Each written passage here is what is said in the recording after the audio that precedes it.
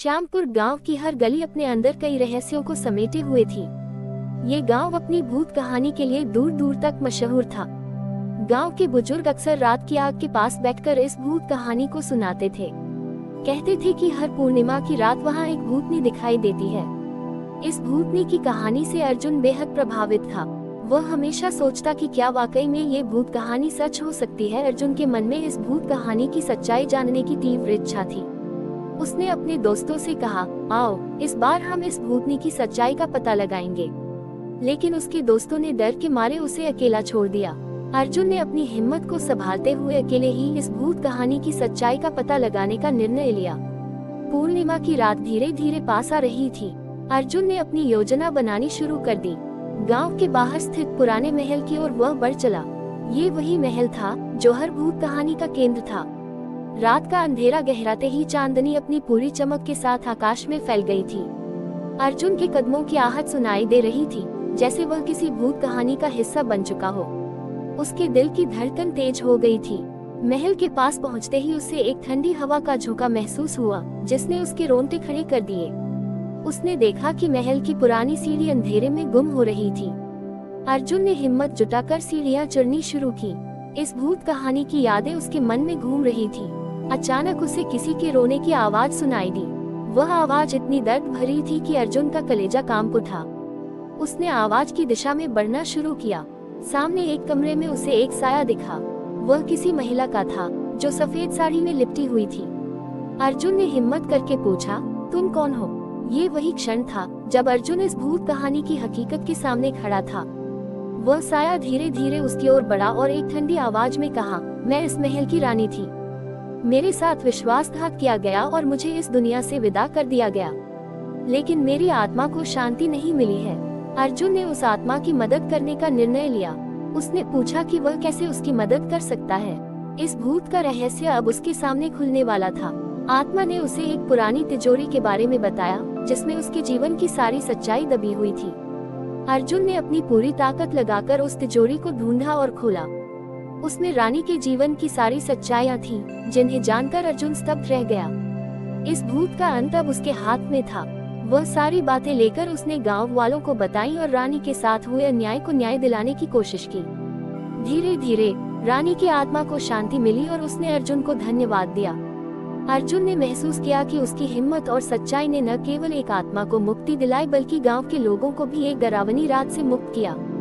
इस भूत के बाद अर्जुन गांव का हीरो बन गया और उसकी कहानी ने उसे अमर कर दिया। गांव में अब हर पूर्णिमा की रात एक उत्सव की तरह मनाई जाती है, जिसमें अर्जुन की बहादुरी और भूतनी की मुक्ति की कहानी सुनाई जाती है। इस भूत ने न केवल अर्जुन की जिंदगी बदल दी, बल्कि श्यामपुर के इतिहास में भी एक नया अध्याय जोड़ दिया। अर्जुन की बहादुरी और इस भूत की सच्चाई ने श्यामपुर गांव के लोगों के दिलों में एक नई उम्मीद जगाई थी। लेकिन इस कहानी का अंत यही नहीं था। रानी की आत्मा को शांति तो मिल गई थी, लेकिन महल की दीवारों में छिपे कई और रहस्य अब भी उजागर होने बाकी थे। अर्जुन को महसूस हुआ कि यह भूत उसकी किस्मत से जुड़ी हुई है और उसे इन रहस्यों को सुलझाना होगा। पूर्णिमा के बाद की अगली रातें भी रहस्यमयी होती जा रही थी। अर्जुन ने महसूस किया कि महल के कुछ और हिस्सों में कोई अदृश्य शक्ति उसे खींच रही थी। एक रात उसने फिर से महल जाने का निर्णय लिया। इस बार उसने गांव के कुछ और जिज्ञासु युवकों को अपने साथ चलने के लिए मना लिया। महल में प्रवेश करते ही अर्जुन और उसके साथी एक नए कमरे की ओर बढ़े। ये कमरा पहले से बंद था और अर्जुन को यकीन था कि यहाँ भी कोई भूत छिपी हुई है। कमरे के अंदर एक पुराना चित्र लटका हुआ था, जिसमें एक आदमी और महिला को दिखाया गया था।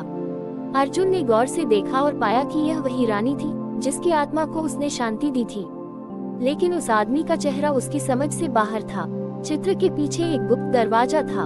दरवाजे को खोलते ही अर्जुन और उसके दोस्तों ने देखा कि वहाँ एक गुप्त सुरंग थी। सुरंग के अंदर बहुत सी पुरानी चीजें पड़ी थी, जिनमें कुछ पुराने ग्रंथ और दस्तावेज शामिल थे। इन दस्तावेजों में उस आदमी की कहानी थी जो रानी का विश्वास पात्र था और जिसे बाद में धोखा देने का आरोप लगा। अर्जुन और उसके साथी धीरे धीरे उन दस्तावेजों को पढ़ने लगे। उन्हें पता चला कि रानी के साथ जो विश्वासघात हुआ था, उसका कारण यह आदमी नहीं था, बल्कि यह तो एक और बड़ी थी जिसे महल के कुछ अन्य लोगों ने रची थी। अर्जुन को समझ आ गया कि इस भूत के पीछे एक बड़ी साजिश थी, जिसे किसी ने जानबूझकर छुपा रखा था। इस नई जानकारी ने अर्जुन को और भी उत्साहित कर दिया।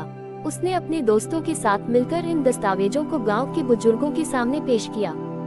गांव के लोग इस सच्चाई को जानकर हैरान रह गए। उन्हें पहली बार पता चला कि इस भूत के पीछे का सच कुछ और ही था। गांव में एक सभा बुलाई गई, जिसमें अर्जुन ने अपनी पूरी यात्रा और इस भूत के पीछे छुपे रहस्यों को उजागर किया। इस सभा के बाद गांव के सभी लोग अर्जुन की तारीफ करने लगे। उन्हें महसूस हुआ कि अर्जुन ने न केवल एक भूतनी की आत्मा को शांति दिलाई, बल्कि गांव के इतिहास में छुपे हुए कई रहस्यों को भी उजागर किया। इस भूत की वजह से अर्जुन की बहादुरी और उसकी खोजबीन के किस्से दूर दूर तक फैल गए। गांव के लोग अब महल को एक ऐतिहासिक धरोहर के रूप में देखने लगे। अर्जुन ने भी फैसला किया कि वह इस महल को एक संग्रहालय में बदल देगा, ताकि लोग इस भूत और इसके पीछे छुपे रहस्यों को जान सकें। अर्जुन की यह यात्रा उसके जीवन का सबसे बड़ा रोमांच बन गई और इस भूत ने उसे सच्चाई की खोज में एक नए मुकाम तक पहुंचाया। गांव के लोग आज भी अर्जुन की इस बहादुरी की कहानी सुनाते हैं और यह भूत अब श्यामपुर की एक अमूल्य धरोहर बन चुकी है।